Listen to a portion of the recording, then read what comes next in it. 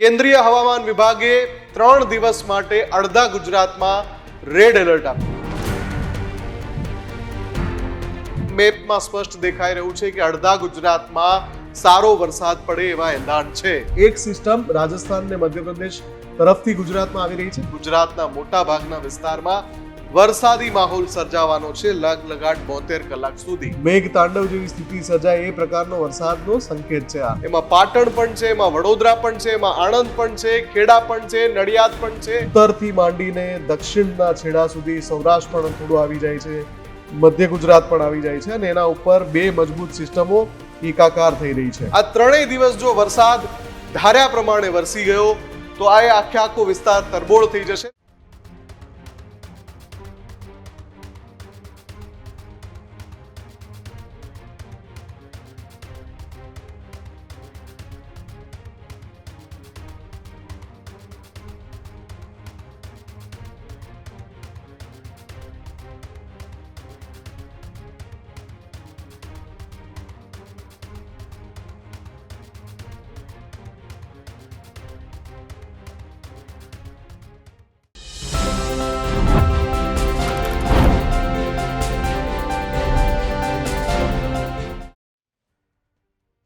ગુજરાતમાં 22મી જુલાઈ સાથે જે કેવી વરસાદી સિસ્ટમ એક્ટિવ થઈ ગઈ છે, જે અલગ અલગ વિસ્તારોમાં વરસાદ વરસાવી રહી છે. આપ જ્યારે આ રજૂઆત જોઈ રહ્યા છો ત્યારે પણ ગુજરાતના અલગ અલગ વિસ્તારોમાં વરસાદ પડી રહ્યો છે અને એ સિસ્ટમ આગળ વધી રહી છે. પણ આજે વાત એ પણ કરવી છે કે જ્યારે આની પહેલા પણ ઘણી બધી વરસાદી સિસ્ટમ એક્ટિવ થઈ ગુજરાત ઉપર વાદળો ઘેરાયા ત્યારે પણ ઘણા બધા વિસ્તારો વરસાદ વિના કોરા રહ્યા. શું ગુજરાત પર એવો કોઈ અભિશાપ છે? કેમ કે મધ્યપ્રદેશ, રાજસ્થાન અને મહારાષ્ટ્ર જે પણ અલ્નીનોની અસરથી દુષ્કાળ જેવી સ્થિતિમાં મુકાય એવી યાદીમાં હતા, પણ અત્યારે મધ્યપ્રદેશ, રાજસ્થાન અને મહારાષ્ટ્રમાં ધોધમાર વરસાદ પડી રહ્યો છે. તો પછી ગુજરાતના કેટલાક વિસ્તારો એટલે કે કચ્છ, ઉત્તર ગુજરાત, મધ્ય ગુજરાત અને સૌરાષ્ટ્રના પણ કેટલાક તાલુકા જિલ્લાઓ 22મી જુલાઈની સવાર સુધી સાવ ઓછા વરસાદથી પીડિત કેમ હતા અથવા તો સાવ કોરા કેમ હતા? અત્યારે જે સિસ્ટમ છે એ જેમ જેમ સમય આગળ જશે એમ વધારે મજબૂત થઈને ઉત્તરથી લઈને દક્ષિણ સુધી એટલે કે ઉત્તર ગુજરાતથી લઈને દક્ષિણ ગુજરાત સુધી મેઘ તાંડવ સર્જે એવા સંકેત ચોક્કસથી મળી રહ્યા છે. હવે આ સંકેત કેવી રીતે મળી રહ્યા છે? કેન્દ્રીય હવામાન વિભાગે 3 દિવસ માટે અડધા ગુજરાતમાં રેડ એલર્ટ આપ્યું છે. એની સાથે સાથે સ્કાયમેટ વેધરનો ડેટા પણ કહે છે કે ગુજરાતમાં સારો વરસાદ પડશે આગામી 48 થી 72 કલાક. એની સાથે સાથે windy.com નો ડેટા જોઈએ જે આ ચોમાસાનું અનુમાન લગાવાય છે, એમાં પણ મેપમાં સ્પષ્ટ દેખાઈ રહ્યું છે કે અડધા ગુજરાતમાં સારો વરસાદ પડે એવા એંધાણ છે. એની સાથે સાથે ચોથી એજન્સી વેધર એન્ડ radar.com નો ડેટા જોઈએ તો એ પણ કહે છે કે ગુજરાતના મોટા ભાગના વિસ્તારમાં વરસાદી માહોલ સર્જાવાનો છે લગલગાટ 72 કલાક સુધી. તો આ બધાની વચ્ચે એવો તો કયો અભિશાપ છે કે વરસાદી માહોલ સર્જાય, કાળા ઘેઘૂર વાદળો ઘેરાઈ જાય, પણ વરસાદ પડે એ પહેલા જે વિખેરાઈ જાય? તો આજે એ વસ્તુ પણ સમજવી છે અને એની સાથે સાથે મારે એક તમને એક્સક્લુઝિવ રિપોર્ટ પણ બતાવવો છે કે જો જે સિસ્ટમ દેખાઈ રહી છે વરસી ગયા વખતે 48 થી 72 કલાકમાં, તો ઘણા બધા જિલ્લાઓ એવા હશે ગુજરાતના કે જે કોરાકટ હતા એ પણ મેઘ તાંડવ જોશે. ત્યાં પણ પૂર સર્જાય એ પ્રકારનો વરસાદ પડવાની સંભાવના છે. હવે આ સંભાવના શબ્દ છે એ ખૂબ જ અઘરો છે. કેમ અઘરો છે? કેમ કે જ્યારે પણ વરસાદ આવે છે તો એ સમજવું જરૂરી છે કે 3 પ્રક્રિયા ભેગી થાય ત્યારે જ વરસાદ પડે છે. સૌથી પહેલા તો એ ભેજ ભરેલા વાદળ હોવા જોઈએ, એટલે કે એવા વાદળ કે જે વરસે. એની સાથે સાથે જ્યારે એ વાદળો ઘેરાયા છે ત્યારે એ સમયે આબોહવાની અંદર ભેજ હોવો જોઈએ, હવામાં ભેજ હોવો જોઈએ. અને એની સાથે સાથે વાદળ ત્યાં વરસી જાય જે જગ્યા પર એ ઘેરાયા છે ત્યાં એને અનુરૂપ હવા હોવી જોઈએ.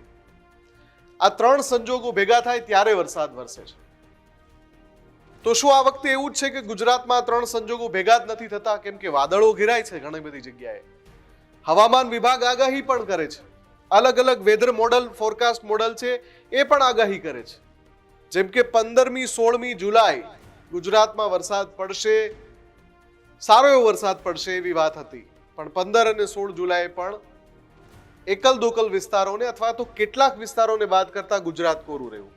આવી પરિસ્થિતિ હું તમને થોડો ફ્લેશબેકમાં લઈ જાઉં તો જૂનમાં પણ હતી, જ્યાં 23, 24, 25 જૂને વરસાદ પડે એવી વાત હતી, પણ વરસાદની શરૂઆત થઈ છે 30મી જૂનથી.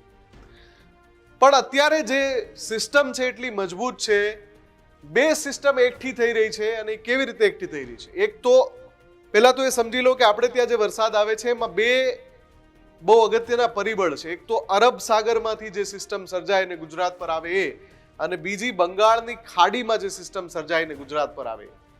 અત્યારે જે સિનારીઓ છે હું તમને લાઈવ દેખાડવાનો છું થોડી વારમાં. એ ડેટા એની વેબસાઇટ ઉપરથી પણ હું લાઈવ બતાવવાનો છું કે કઈ રીતે અરબ સાગરની એક સિસ્ટમ અને ઉપર રાજસ્થાન ને મધ્યપ્રદેશ તરફ જે બંગાળની ખાડીમાંથી એક્ટિવેટ થઈને આવેલી સિસ્ટમ, આ બંને ગુજરાતમાં ભેગી થઈ રહી છે. એટલે જ કેન્દ્રીય હવામાન વિભાગે એક દિવસ નહીં, 22, 23, 24 3 દિવસ અડધા ગુજરાતમાં રેડ એલર્ટ આપ્યું છે.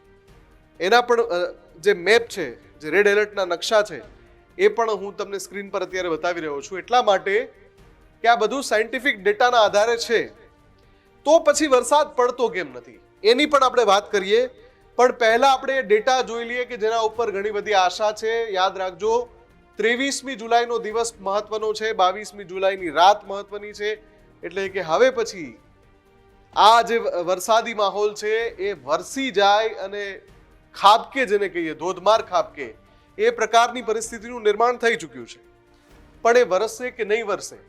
કેમ કે આ આગાહી ઘણીવાર ખોટી એટલા માટે જ પડે છે. હવાની દિશા ક્યારે બદલાઈ જાય, વાદળો જે બંધાયા હોય ક્યારે વિખેરાઈ જાય, અને એને અનુરૂપ હવાની અંદર ભેજ ના હોય, આવા બધા સંજોગો ઊભા થાય ત્યારે બધો જ માહોલ હોય જામેલો, પણ વરસાદ પડતો નથી. ગુજરાત સાથે અત્યારે આવું થઈ રહ્યું છે. અને જેમ મેં પહેલા કહ્યું કે રાજસ્થાનમાં પડી રહ્યો છે, મધ્યપ્રદેશમાં પડી રહ્યો છે, મહારાષ્ટ્રમાં પડી રહ્યો છે, અને આપણે ત્યાં દક્ષિણ ગુજરાતમાં 7 દિવસથી પડી રહ્યો છે. કચ્છ અને ઉત્તર ગુજરાતનો વારો નથી આવતો. તો ત્યાં શું થવાની સંભાવના છે? કચ્છની પણ મારે એક મહત્વની વાત કરવી છે.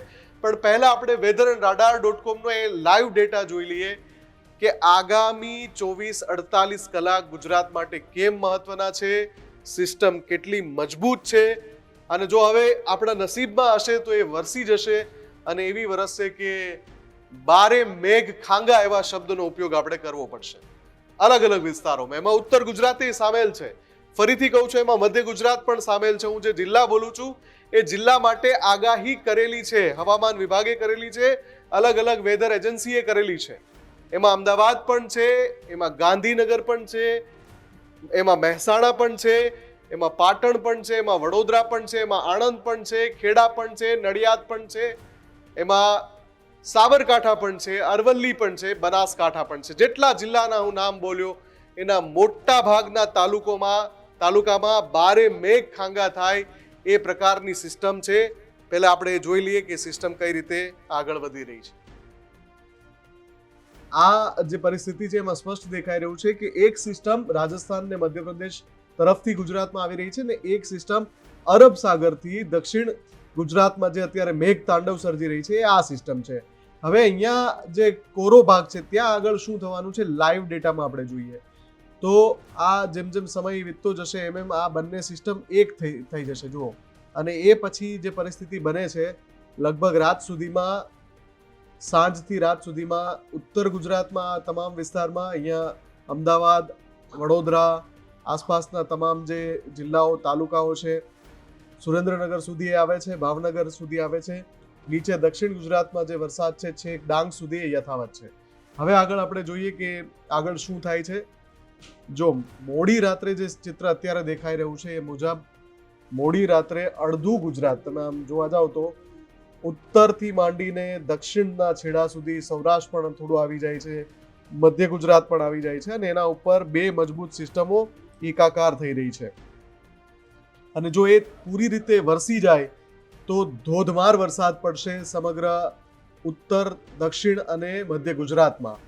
આગળ શું થવાનું છે. તો જુઓ, જેમ જેમ સમય વીતે છે એમ એ સિસ્ટમમાં, અને આ પર્પલ નોટ જે આવે છે, પર્પલ કલર, અતિ ભારે મેઘ તાંડવ જેવી સ્થિતિ સર્જાય એ પ્રકારનો વરસાદનો સંકેત છે. આ ક્યાં છે? ઉત્તર ગુજરાતમાં છે. અહીંયા પણ જુઓ તમે, ઉત્તર ગુજરાતમાં છે કે અહીંયા કચ્છ સુધી આ વરસાદ આવી રહ્યો છે, કચ્છના સરહદી વિસ્તાર સુધી આવી રહ્યો છે. પછી જેમ જેમ સવાર પડે છે એમ આ સિસ્ટમ છે અમદાવાદ પાસે ગાંધીનગરમાં અતિ ભારે વરસાદની પરિસ્થિતિ બની રહી છે, મહેસાણામાં અતિ ભારે વરસાદની પરિસ્થિતિ બની રહી છે, અમદાવાદ ઉપરાંત વડોદરા, અહીંયા નીચે દક્ષિણ ગુજરાત સુધી. એટલે કે 23મી જુલાઈનું આ વહેલી સવારનો ડેટા છે. વેધર એન્ડ રાડારની આગાહી છે. અહીંયા જે સૌરાષ્ટ્ર અડધું છે અને કચ્છ અડધું છે એ કોરું જ દેખાડે છે. આગળ વધીએ તો જુઓ, જેમ જેમ સમય જાય છે સિસ્ટમ ત્યાં જ ફર્યા કરે છે, અને જો એ ત્યાં જ વરસી ગઈ તો જે આપણે વાત કરી રહ્યા હતા કે 24 થી 48 કલાક ભારે રહેવાના છે ગુજરાત પર, અડધા ગુજરાત પર, એ અહીંયા પણ દેખાય છે, આ સંકેતમાં પણ દેખાય છે. 23મી એ સવારનો સમય છે ત્યારે ગાંધીનગર ઉપર અહીંયા દેખાય છે અતિ ભારે વરસાદ.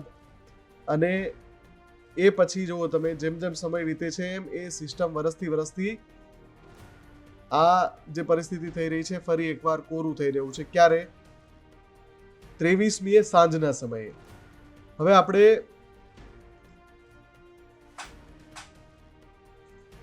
શુક્રવાર 24 તારીખ જોઈએ. 24 તારીખે શું સ્થિતિ બને છે. તો જો આ જે સિસ્ટમ છે એ અહીંયા લગાતાર રહે છે, અને હવે અહીંયા એવું પણ દેખાડી રહી છે કે શુક્રવારે 24મી તારીખે મધ્ય ગુજરાતમાં તો મેઘતાંડવ જેવી સ્થિતિ સર્જાવાની છે, ઉત્તર ગુજરાત પણ છે, અને હવે અહીંયા કચ્છનો પટ્ટો પણ સામેલ છે. કચ્છમાંથી ઘણા બધા દર્શકો પૂછે છે કે કચ્છમાં ક્યારે વરસાદ આવશે. તો આ જે અહીંયા દેખાડે છે કે 24મીએ સંજોગો બની રહ્યા છે વેધર એન્ડ રડાર મુજબ. હવે આગળ જોવા જઈએ તો ફરીથી ત્યાંથી પાછું એ મધ્ય ગુજરાતમાં છે. એટલે સૌથી વધારે સંભાવનાઓની વાત કરીએ તો વડોદરા છે, આણંદ, ખેડા, નડિયાદ, અમદાવાદ, પાટણ, ગાંધીનગર, પંચમહાલ, દાહોદ, આ બધા જ જે જિલ્લા છે ત્યાં લગભગ 48 કલાક સુધી આ સિસ્ટમ છે વરસ્યા કરે. ધીમે ધીમે દક્ષિણ ગુજરાતમાં રાહત થાય, ઉત્તર ગુજરાતમાં ઓછું થાય, પણ જે વધારે છે અમદાવાદની આસપાસના વિસ્તારમાં દેખાડે છે. જેમ જેમ આમાં આપણે આગળ જતા જઈએ એમ એમ એ જુઓ તમે, સિસ્ટમ ત્યાં જ ફર્યા કરે છે. હવે આ સિસ્ટમ વરસવી જોઈએ. અહીંયા દેખાડે તો છે કે અહીંયા વરસી શકે છે.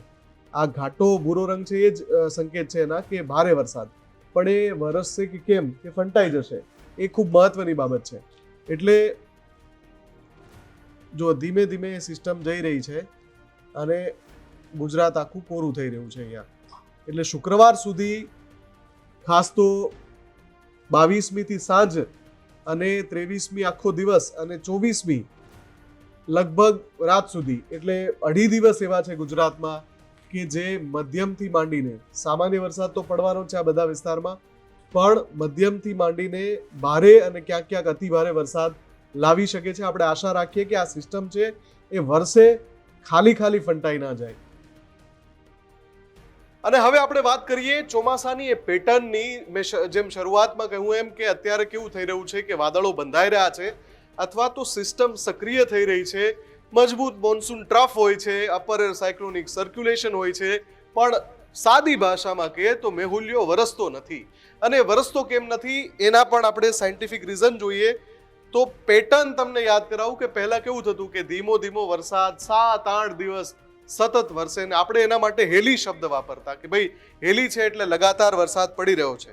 પણ અત્યારે જે પેટર્ન ચેન્જ થઈ રહી છે, હવે એ ક્લાઇમેટ ચેન્જ, જળવાયુ પરિવર્તન જે ખૂબ અઘરો શબ્દ છે, ઘણા બધા લોકો જાણે છે કે ભાઈ જ્યારે પર્યાવરણની એટલી હદે ખરાબ પરિસ્થિતિ કરી નાખવામાં આવે કે પછી પર્યાવરણ એની અસર બતાવે, અને એટલે જ વરસાદની પેટર્ન બદલાય છે. એ વાતમાં એ કહેવામાં ખોટું એટલા માટે નથી કે હવે કેવું થાય છે, વરસાદ પડે એક ધારો પડી જાય, અને કેટલો પડે, ખૂબ મોટી વધારે માત્રામાં પડે. જેમ કે અત્યારે દક્ષિણ ગુજરાતમાં, સુરતમાં, નવસારીમાં, વલસાડમાં થઈ રહ્યું છે.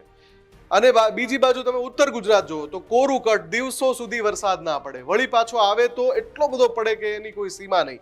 આ વરસાદની બદલાયેલી પેટર્ન છે. કચ્છમાં 2025ની આપણે વાત કરીએ તો ગયા વર્ષે જુલાઈમાં બહુ મોડા વરસાદ આવ્યો હતો, પણ જુલાઈમાં કચ્છમાં ગયા વર્ષે ખૂબ વરસાદ પડ્યો હતો. અને એ પછી કચ્છમાં પાછોતરો વરસાદ એટલો પડ્યો હતો ગયા વર્ષે કે હું તમને કહી દઉં કે જિલ્લાની જે સરેરાશ હતી 2025માં 151% વરસાદ કચ્છમાં પડ્યો હતો. જુલાઈમાં વરસાદ પડ્યો, શરૂઆત થઈ હતી જુલાઈમાં બહુ સારો વરસાદ પડ્યો અને પછી પાછોતરો વરસાદ એટલો બધો પડ્યો ઓક્ટોબર મહિના સુધી કે કચ્છની સરેરાશ જોવા જઈએ ને તો ગયા વર્ષે 151% વરસાદ પડ્યો હતો. હવે અત્યારે 85-90% આપણે વાંધા છે ગુજરાતમાં. તમે વિચારો કચ્છમાં 151% વરસાદ પડે એટલે ત્યાં જે ઘાસચારાની સમસ્યા છે એ સંપૂર્ણપણે એનું નિવારણ આવી જાય. એવું આ વખતે પણ થઈ શકે છે, હજુ એમાં ઇનકાર નથી, કચ્છમાં પણ થઈ શકે છે. પણ આ કચ્છ, ઉત્તર ગુજરાત, મધ્ય ગુજરાતના ઘણા બધા જિલ્લા તાલુકા, સૌરાષ્ટ્રના ઘણા બધા જિલ્લા, દ્વારકા, જામનગર, પોરબંદર, સુરેન્દ્રનગર, મોરબી, આ બધા વિસ્તારોમાં કદાચ બદલાયેલી પેટર્નના કારણે પણ એવું થઈ શકતું હોય કે વરસાદ છે એ અત્યારે ન આવી રહ્યો હોય પણ પાછોતરો વરસાદ સારો પડે. અત્યારે જે સંકેતો છે 48 કલાક માટે, 72 કલાક માટે ખૂબ સારા છે તમામ વિસ્તારો માટે. હા, કચ્છ માટે કોઈ એલર્ટ નથી. બાકી જે મેં રેડ એલર્ટની વાત કરી, જે રેડ એલર્ટ આપવામાં આવ્યું છે એ રેડ એલર્ટ દક્ષિણ ગુજરાતથી માંડીને દક્ષિણ સૌરાષ્ટ્ર, મધ્ય ગુજરાત, ઉત્તર ગુજરાત આ તમામ વિસ્તારોમાં રેડ એલર્ટ કેન્દ્રીય હવામાન વિભાગે આપ્યું છે 3 દિવસ માટે, 22મી જુલાઈ, 23મી જુલાઈ અને 24મી જુલાઈ. આ ત્રણેય દિવસ જો વરસાદ ધાર્યા પ્રમાણે વરસી ગયો તો આ આખો વિસ્તાર તરબોળ થઈ જશે ને પછી ખાલી બાકી રહેશે એકમાત્ર કચ્છ કે જ્યાં પાછોતરા વરસાદની આશા છે. એવી જ રીતે ઉત્તર ગુજરાતમાં અત્યારે વરસી જાય પણ પછી પાછો ક્યારે પડશે તો બની શકે કે ત્યાં પણ પાછોતરો વરસાદ પડી શકે છે. આ બધાની વચ્ચે જે હવાનો રસ્તો, હવાની દિશા જે બદલાય છે એના કારણે ઘણી બધી સમસ્યા પેદા થઈ રહી છે. આપણે આશા રાખીએ કે આ 72 કલાક ખૂબ જ મહત્વના સાબિત થાય અને 3 દિવસ પછી હું જ્યારે તમને વાત કરતો હોઉં તો હું તમને તમામ વિસ્તારોની પણ વાત કરું કે અહીંયા આટલો પડી ગયો. આપણે 3 દિવસ 4 દિવસ પહેલા વાત કરી હતી, અહીંયા આટલો વરસાદ પડ્યો, અહીંયા બારે મેઘ ખાંગા થઈ ગયા, મેઘ તાંડવની સ્થિતિ સર્જાય. આ બધું જ આપણે ફરીથી આ મંચ ઉપર વાતો કરી શકીએ. આપણે આશા રાખીએ કે જે સિસ્ટમ એક્ટિવ છે, જેનો મેં લાઈવ ડેટા હમણાં તમને બતાવ્યો, એ સિસ્ટમ વરસાદ વરસાવે અને આશીર્વાદ પણ વરસાવે. તમારા વિસ્તારમાં કેવી પરિસ્થિતિ છે, શું આ દિવસો દરમિયાન વરસાદ પડે છે કે નથી પડતો, તમારે ત્યાં પણ વાદળો બંધાઈ જાય છે અને પછી વિખેરાઈ જાય છે, તમામ મુદ્દે કમેન્ટ કરીને ચોક્કસથી જણાવજો અને અમારી વિશેષ જોતા રહેજો ન્યૂઝ રૂમ ગુજરાત. નમસ્કાર.